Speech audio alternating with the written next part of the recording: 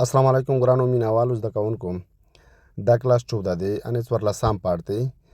په دا کلاس کې به تاسو د وچې میوه‌جاتو نومونه زده کړئ، لکه چڼه ته په انګلیش کې څه وایي، داسې مټکه اډیکي ته په انګلیش کې څه وایي، ممپلي ته په انګلیش کې څه وایي. داسې نور ډور بلا شای نومونه به تاسو د وچې میوې په اړه باندې د دغه کلاس نه ترلاسه کړئ. لکه وچه میوه ته ټوټل یې ډرای فروټس، ډرای فروټ یې وچه میوه ته. دغه نه بعد به تاسو نور ډور نومونه زده کړئ د وچې میوې په اړه باندې. داسې 14 کلاسونه موږ نور هم شیر کړي دي په خپل چینل باندې. یخ نه تاسو پوره زده کړئ سي که چیرې ویډیو خوان درکا او ویډیو نم څه زده کړل څه ترلاسه کړل، بیا زموږ د چینل سره سبسکرایب کې او لایک کې داسې نورې ویډیوګانې چې تاسو مخکې ته راځي تاسو ورنه زده کړه کولی شئ. د الله په امان راځي کلاس شریک کوم. والنټ یایي مټکه ډوکې، څوک ورته چرماغ وایي، څوک ورته مټکه ډوکې یایي. WALNUT والنټ یایي مټکه ډوکې یا چرماغ. پینټس PEANUTS پینټس ویل کېږي ممپلی ده. پینټس ممپلی. کېشونټ یایي کاجو ته.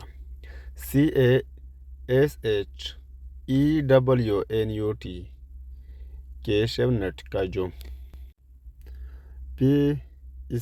پسټیشیا یایي پستا ته.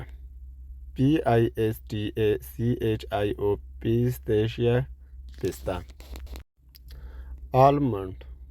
آلمنډ یایي بادام. ALMOND آلمنډ بادام.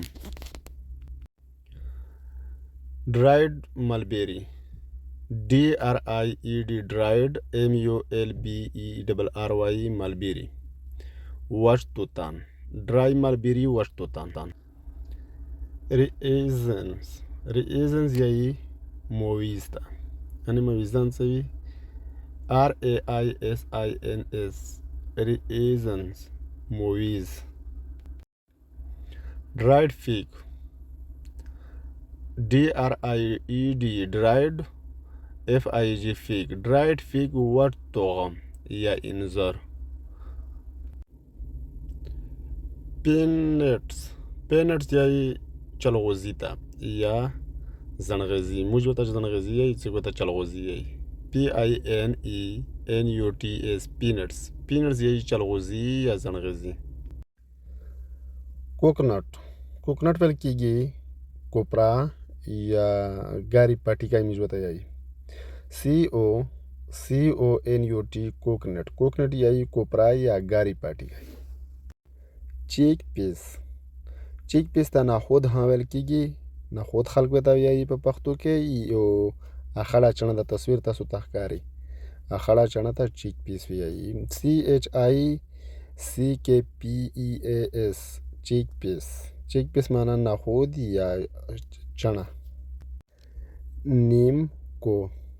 نیمکو معنا نری چڼې، څوک ورته ماچې چڼې وایي، څوک ورته نری چڼې وایي. صحیح ده.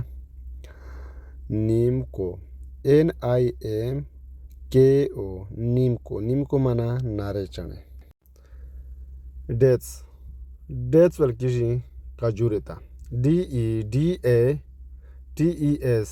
ډیټس ویل کېږي کجورې ته.